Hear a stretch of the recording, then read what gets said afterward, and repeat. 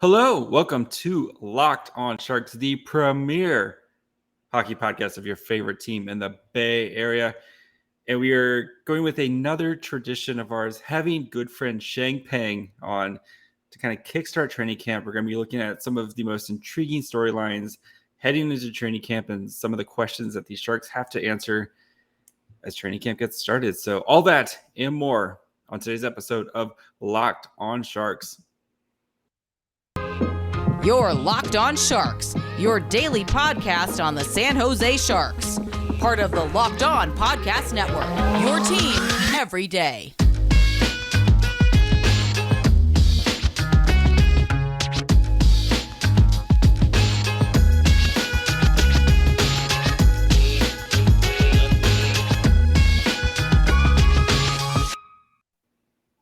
I'm your host, JD Young, contributor at Fear the Fan and San Jose Hockey Now. I want to thank you, of course, for making us your first listen. We're free and available wherever you get podcasts. And, of course, you can see mine and Sheng's smiling face on YouTube. And we have San Jose Hockey Now beat reporter, the best beat reporter in the Bay. Sheng, a tradition like none other, kickstarting training camp by having a nice conversation. I think this is our third year in a row doing this now, if you can believe it. A tradition like none other. 3 years. 3 years. So, can you believe we've gone through a very quiet offseason? Nothing happened with the Sharks. No storylines to talk about. So, yeah, it's just going to be us staring at each other for the next 30 minutes, whispering sweet nothing. No, it was a pretty crazy offseason, right? Like, this is probably the most insane offseason the Sharks have had in a long time. It's got to be the most hectic in their history. Sorry, I ran a little late there, guys. I haven't had a podcast in a while, and so I didn't know where I put my equipment, and I had to clear some of the stuff behind me so I wouldn't have stacks of books going the wrong way and all that. So yes, see, Sheng is also getting a training camp for him. You exactly, getting ready for the season to start. Some of us, we've been producing and continuing to produce, but I mean, and like Sanjay Hataka, I've gained some weight in the off season. I'm like Eklund, also put on the pounds here too. I think the biggest question, right, was of course the Brent Burns getting traded to the Hurricanes, and now Erik Karlsson is being asked to be the guy. What do you expect from Karlsson? Can we see the Erik Karlsson that the Sharks are paying a ton of money to, or at least a resemblance of that for an entire season? I mean, let's be honest, probably not, right? Because we haven't seen it for 4 straight years, at least not for the entire season. But you never know, though. You hope that he can stay healthy. And if he can stay healthy, he has shown, obviously back 2018-19, I still talk with scouts, and we talk about how in that December-January stretch of that season that Erik Karlsson was arguably the best player in the world in that 2-month stretch. So when people say he never did it for the San Jose Sharks, well, there is that stretch where he was indeed one of the best players in the world. And even going back to the 2019 playoffs, where he averaged a point a game on essentially one leg. So it's pretty impressive. A point a game with half a PP. So it's yes. And again, also too, to start last year, he got off to a pretty quick start, and through the first 30 or 40 games was one of the best offensive defensemen in the league. And so if you can somehow stitch together a season out of that, then yeah, there is some hope for that, but we just haven't seen it yet funny enough, in 2020-21, the COVID shortened year. Actually, Karlsson played, we forget because that game was only 56 games. So when you look at the back of his hockey card, it says Karlsson played just 52. So then it sounds like he missed a big part of the season, but actually he played 52 of 56. But of course, that was probably the worst year of the last 4. But if you get a healthy and engaged Erik Karlsson, and he can play like he did at the beginning of last year, then yeah, you might have something there for the Sharks. So how do you think this is going to work with Brent Burns not being there? Is it going to be Karlsson go nuts and then try to kind of figure out everything behind him? Or, are they – I assume that he's not going to see anywhere near the minutes that Brent Burns has seen because, one, Karlsson's not built that way, and two, Brent Burns is a freakish monster who can play 45 minutes a night. Nothing seems to wear him down. So how do you think the minutes are going to shake out with I mean, you basically have Karlsson, Ferraro, Vlasic, and a bunch of guys that you're trying to figure out who fits where, right? Yeah, no, it's really anybody's guess how the minutes will shake out. Bob Bugner said last year that he thought that Karlsson was better in the 21, 23 minute range. I don't know if that's going to cut it this year because, again, if you're the Sharks, you're looking at a potential second pairing of, let's say they put Ferraro and Karlsson together. Then what are we talking about? Vlasic and Šimik as your second pairing, or Vlasic and Matt Benning? I mean, that's Doesn't inspire a doesn't lot of confidence there. no, Yeah. it doesn't, right? And so they may have no choice but to sort of overplay Karlsson and Ferraro. But of course, you don't want to do that because of Karlsson's health, and you just don't want to do that to Ferraro because he's been kind of overplayed the last couple of years, arguably. But they may have no choice. Yeah, I mean, and then I think two of the wild cards, you have Marcus Nidovaro, who the Sharks signed, and he can have that puck moving skills, but we haven't seen a healthy version of him in the past couple of years. And then, of course, Ryan Merkley, who's kind of been that question mark since they drafted him. You're expecting him to be kind of that guy this season. I mean, there's really, after Karlsson, like I said, there's really not guys that you can just kind of write in and pen behind him. So what do you think of those two guys and their chances this year of making the Sharks or being impactful? Making the Sharks, they both have good chances at that, but being impactful, I don't know. Obviously, there are question marks there. Nunavara played exactly one game last year, and even before that, he's not too old, so I'll give him that. So there is some hope in that sense. But even in Columbus, which is sort of seen as his the best kind of days of his career, kind of when he was an up and comer, and that's what earned him a pretty big contract from Columbus. He still wasn't a top four defenseman in terms of just minutes usage, that sort of thing. And Ryan Merkley, we've talked about a lot. Same question marks. Don't want to read too much into the rookie face-off, but kind of the same. Looks like roughly the same Ryan Merkley in terms of you get the highs and the lows, and maybe too many of those lows to really cut it as a top four NHL defenseman at least.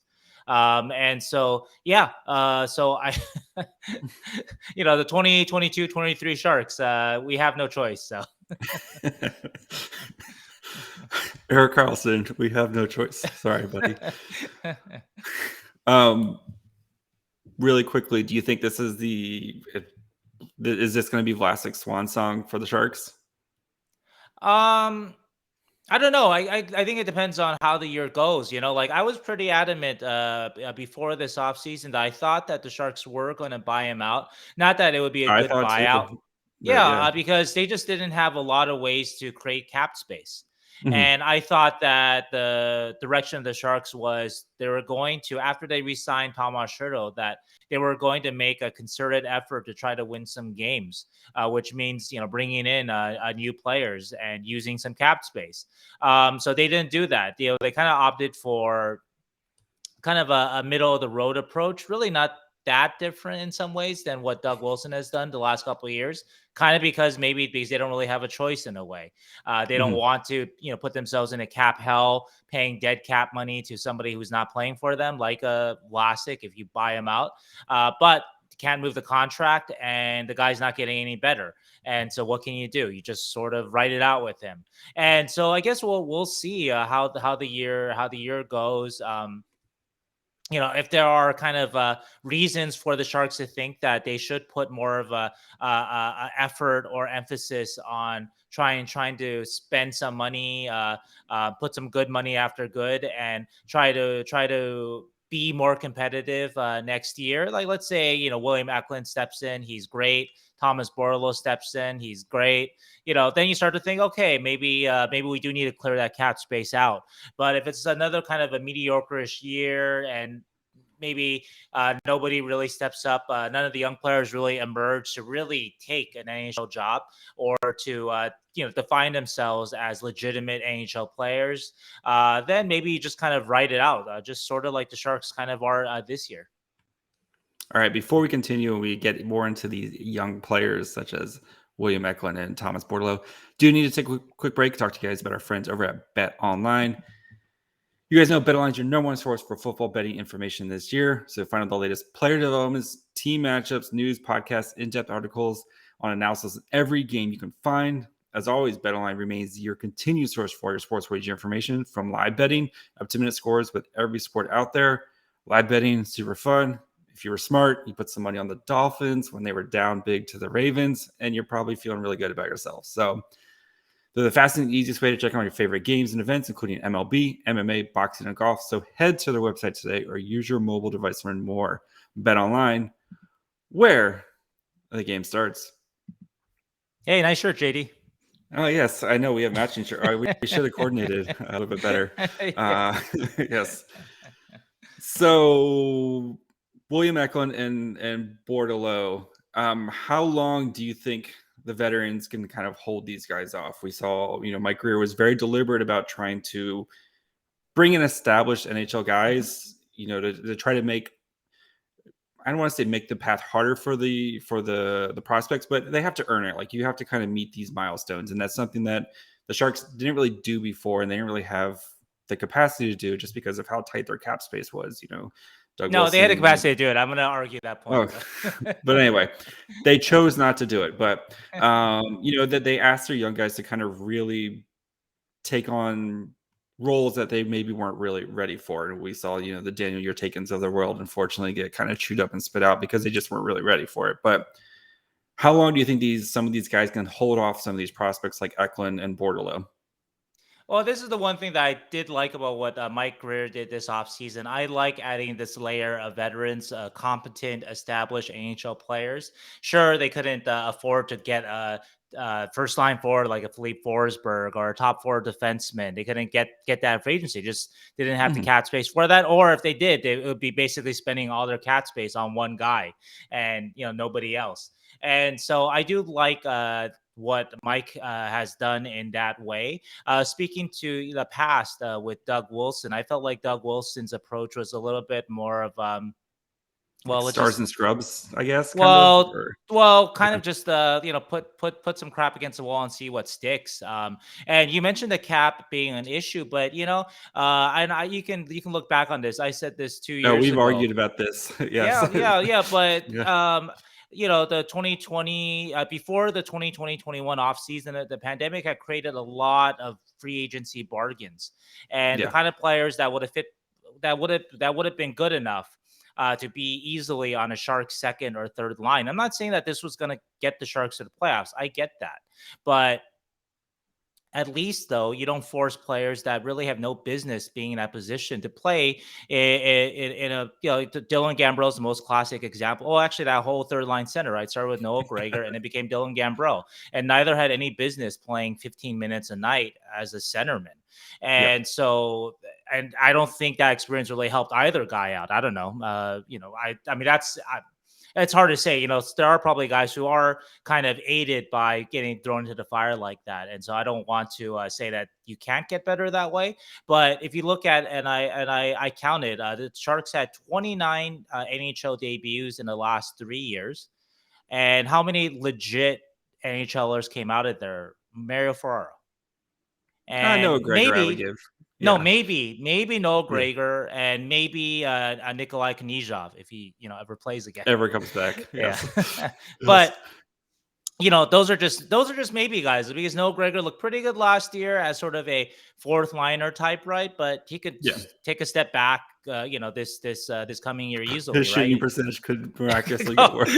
Could turn from a 5 to a 2, so turn around upside down. So really, only Ferraro has been a surefire, like he would be on any NHL team. Maybe not a first pairing defenseman on any NHL team. But no, he's an NHL player. Yeah. But that's the only one. That really is the only one. I looked at it, and all the names that people they gave a couple games to. Hey, maybe he'll stick. Chekovich, Blickfeld. Your Tyking you mentioned, we could throw, there's 20, 29, 28 other names besides Mario Ferraro. And I don't know. I'm not sure if it would have made that much of a difference in the long run. Sure, that's what people will point out. Like, would it Yeah. would it have put the Sharks in the playoffs? The big example I've used over the years, of course, just because I thought the Sharks had some interest in it. This is what I was told was Connor Sheary, which I know you guys have argued about. And yeah, no, Connor Sheary isn't putting anybody in the playoffs, but Mhm. a few of those types signing for the minimum or close, which they were signing for in Yeah. that offseason. And so, anyway, closing, I guess, wrapping up the Doug Wilson era, I don't really blame him for the off season after the 2019 postseason because the cap was tight then, and Mhm. people didn't foresee a pandemic. And guys like Jonas Donskoy were making $3 million a year, right? Yep. That's what he made that offseason from Colorado, right? There's no way Donskoy would have made that the next offseason where Connor Sheary signing for the veterans minimum. And so that was a opportunity that no one expected. Obviously not a good thing because obviously of the everything surrounding the pandemic, but that was a situation where there were a lot of veteran bargains out there, and you could have Mhm. filled these roles and prevented guys who really had no business being in the NHL from being there. And they didn't do that. And yeah, I think the Grier era is sort of symbolized by him walking in and not qualifying Jonathan Dolan and buying out Rudolph Balzers, and it just sort of tells you what he thought of those players and kind of that approach. And yeah, and then he quickly obviously filled those spots with sort of more his type of player. Yeah. I mean, the Doug Wilson era, at the end of the Doug Wilson era, unfortunately, it's there's the argument too that like with some of those guys who just were never going to be NHL players, and who knows if they had gotten better development along the way. And I mean, we see what the Sharks thought of their own development process because of how they ripped down the whole studs this offseason. Sure, yeah. It's basically it's all new people or new people in new roles. They really wanted to try to focus on it, and I think now they actually have legitimate prospects to actually focus on, not trying to take anything away from Dylan Gambrell and Sasha Shimolevsky and et cetera, all these guys. But like, Sasha Shimolevsky was a 6th-round pick.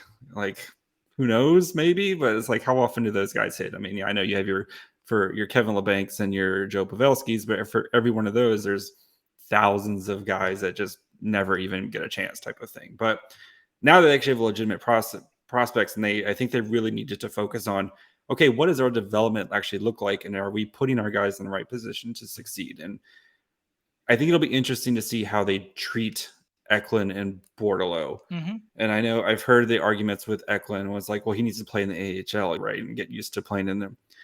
Guess what? He's been playing against men for the past 2 years in the SHL, and I know he hasn't put up great stats and stuff like that, but it's not like he's going from playing a bunch of teenage kids to playing in the NHL. And I think honestly, at the end of the day, he's going to be one of your 6 best forwards, right?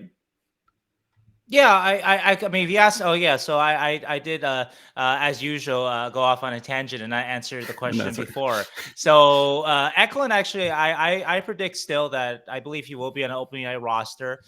There are things to iron out with his game. But yeah, I mean, he's 19, going to be Well, 20, of no, course. nothing, Yeah, nothing to do with that. No, yeah, I mean, yeah, I'm all for like make the guys earn it. I've said that yeah. again consistently over the last couple of years. So I do like what Grier has done there, and I want Eklund and Bordeleau, quote unquote, to earn it.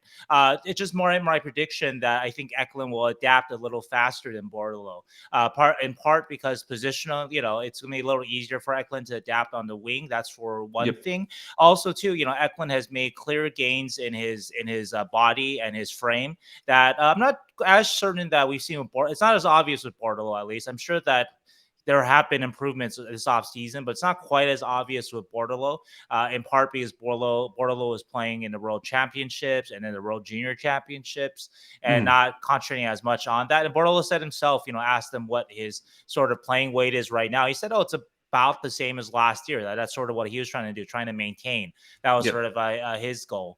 But anyway, I think that both in their NHL stints last year had issues with, typical rookie stuff, trying stuff that they shouldn't try when they're breaking out of the defensive zone, the kind of stuff that gets you benched on a better team. But my prediction is that Eklund will adapt a little faster and sort of maybe play ball a little. I think Bordeleau Mhm. might need a little time in the AHL just to sort of just to sort of get learn maybe what he can and cannot do at the pro level. And I think Eklund, on the other hand, of course he'll also make mistakes, but I think though that I predict that he will adapt a little faster, and so that's why I do have Eklund penciled in my guess, and Bordeleau out. Also, too, again, too, going back to the positions, the Sharks. I'm not to say that the Sharks are deep at center, but the Sharks have Couture and Hurdle as their sort of skill centermen, so those spots are taken, and then Yep. that leaves Bordeleau really competing for the third line center spot, right? Whereas Eklund is really competing with, for 6 wing spots. And the only really given ahead of him is really just Timo Meyer. Barrett Bonhoff had a nice season last year. You assume that you hope that LeBanc can come back to form.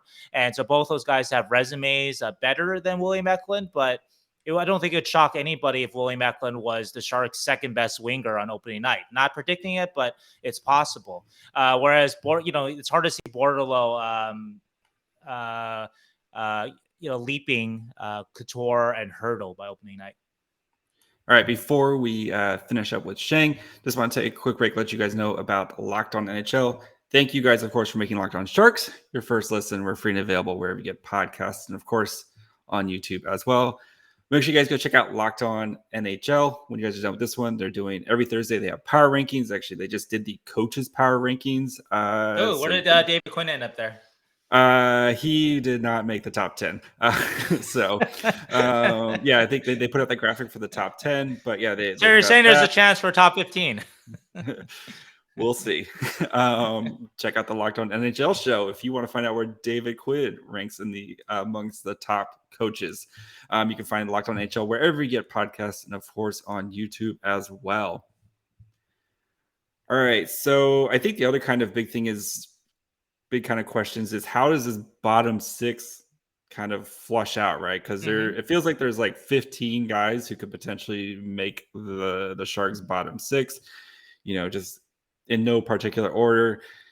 Luke Kunin, Oscar Lindbaum, Nick Bonino, Nico Sturm, Steven Lorenz, Noah Gregor, Matt Nieto, Jeffrey Vale, Jonah Gadovich, Evgeny Svechkov, who else? Jasper Weatherby, Bordeleau, Scott Reedy. Even Eklund. Eklund could be a third line winger, and that's still a good role on a team for him, I think so. But how do you think, and among those guys, basically it's Eklund, Bordeleau, Reedy, and Weatherby who are are waivers exempt. Yep. So I think there's going to be a lot of Mike Grier hoping guys get through when we actually get to the start of the season. But how do you kind of picture all this shaking out to start the season? Well, I think the third line center battle will be interesting because I think it'll be a question of whether or not Nick Bonino can hack it once again, or maybe Nico Sturm, a bit younger. He hopes that he has a bit more offensive upside. The Sharks hope too that he has a bit more offensive upside to his game. I will say in sort of Bonino's favor or defense, last year Bonino was playing third line mostly with Andrew Cogliano and Matt Nieto, and Nieto, offensive juggernauts. Great penalty killers, but at this point in their career, no business being on a third line. Cogliano in his heyday was a terrific third liner, but that was a few years ago. And so with the sort of proliferation of sort of players that Grier has brought, kind of decent NHL types or guys with maybe a little more upside to their games, you're hoping here, but can a Lorentz or a Gregor show a little more offensive upside than they have in years past? Could Bonino find chemistry with or fit in with a Kunin or a Lindblom? or even Eklund or LeBanc if they're pushed back again. Bonino, LeBanc did not work out last year, but what the Sharks tried last year, that kind of made sense though, right? In terms of just they're trying to, did try to build up the third line last year with Bonino and LeBanc. That's how they started last year off at the third line. Just did not work out. So basically if you can get Bonino better wingers, kind of actually like the Couture problem, right? You get both these guys better wingers. Maybe they still got a bit more game left than sort of their stats suggest to you at first. Yeah, I'm curious to see with Bonino, because when they moved him to Eklund's wing at the end of the season, he actually produced really well. I think he had 5 goals in his last 8 games. Couture's wing, yeah, on Couture's wing, and like you had the children of Bordeleau, Balsers, and Grier. That was a really fun line to watch. I mean, I know they got very sheltered with a lot of offensive starts and stuff like that, but it was still a really fun line to watch. But you wonder if Bonino's center days are almost there, if they're almost gone, if the Sharks are going to have to kind of play him out of necessity until Bordeleau is ready to maybe make that step in as that third line, and then you move Bonino up to Couture's line if they haven't really found that winger to go with Couture this year. Because I mean, like we've talked about before, where it's probably going to be a rotating. If you're assuming the first line stays the same of a Hurdle, Timo, Barabanov, and then if Eklund makes the team, and it's Eklund, Couture, and whoever is in David Quinton's favor, and then you kind of trying to fill out the pieces from there. It might make sense if once Bordeleau is ready, and if the Sharks are maybe starting to kind of fall out of the playoff race, move Bonino up there, let Bordeleau kind of get a taste of the third line center with a Noah Gregor and Oscar Lindblom or whoever else you want to. How about a Bonino as a Bordeleau's winger? How about that? There we go. So at some point, Logan Couture's like, no more children. Please put Nick Bonino with me. But a Bonino, Bordeleau, Gregor third line sounds fun, and the parts maybe kind of fit there. So yeah.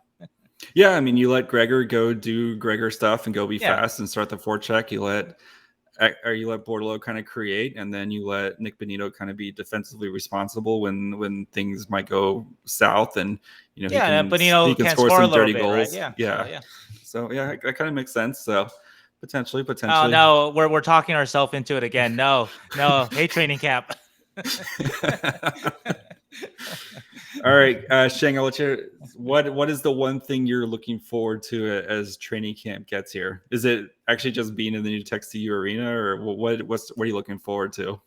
Well, I'm looking forward to being in Berlin and Prague. That's going to be exciting. You're going? Yeah. So after that, I'm not sure it might be all downhill for the season. but we'll see though. Yeah. Yes, that's gonna be. I know. I brought it up to the bosses, and they couldn't say no fast enough. And by bosses, I mean my wife. She said no as fast as she could. So, Sheng, where can the people find you, and what maybe a tease of what you got coming out next? Sure. You can find me at Sheng_Peng, and all my work at San Jose Hockey Now and at NBC Sharks. I have an article upcoming for NBC Sharks. Actually, the 5 things that need to happen for the Sharks to make the playoffs. It took me a long time to write. And yeah. Is it just say the Oilers, the Flames, the Kings, and the Canucks are all relegated? Is that it? Are they all basically in my van? British Columbia and Alberta fall into the ocean, and so then that leaves the Sharks competing with the Ducks for a play. Oh, actually, they still might miss then. I think they're going to be one of the worst 5. I've said it before. I'll say it again. I think they're going to be one of the 5 worst teams, but that's okay. Yeah, I don't know. I actually, again, I know that I've been pretty negative talking about it, but actually I like what Grier has done. I like the players he signed, and I would be if they had kept Brent Burns, and let's remember it was Burns that wanted to leave. So that's fair. Yeah, so this again, people use it as, the Sharks are rebuilding. I don't really see that, because if Burns wanted to stay, they still have yet to say the word rebuilding. They said Yeah. we might take a step back, but we've not heard the word rebuilding. But. Yeah, if Burns wanted to stay, he would have stayed, and if he played at the level he did last year, and then you kind of filled out the forward group a little bit, then you actually could have kind of sold me a little bit. Yeah, I could squint on that one. But obviously losing Burns's minutes and not bringing in anybody clear cut to fill that out is troublesome. And everything depending on what's that poem? Everything depends on the red wheelbarrow. Everything depends on Erik Karlsson's groin. I don't know. That hasn't been a enviable position in the last few years. So hope it works out. I love watching Karlsson at his best, and we did see a little bit of it last year. And so hope we do see more of that. But that's the big sort of. In terms of, I guess, my lack of optimism with the Sharks. I just don't know who they're going to get to play those big defensive minutes. And especially if, Karlsson goes down, or if Ferraro is sort of overmatched, which he sort of has been the last couple of years in some ways. Buckle in, guys. Sharks 2022, 2023. Kaapo Kahkonen and Vezina. That's going to be your best chance to make the playoffs. All right. That'll do it for us. We'll be back tomorrow to kind of recap what happens the first day of training camp. Make sure you guys are following Sheng for all your news. He will be there, boots on the ground. Very jealous that you're getting to go to Prague, but I mean, that's one of the perks of being a beat writer, right, is getting to go to Prague. So, of course, you can find the show on social media: Facebook, Twitter, Instagram, over at Locked On Sharks. Wherever you get podcasts, you can listen: Apple, Spotify, Odyssey. Make sure you guys subscribe on YouTube. You can see, I got some stuff going on in the background. Sheng's got his nice display back there. So make sure you guys are checking us out there. And again, be back tomorrow with the recap of the first day of training camp. We are here, buddy.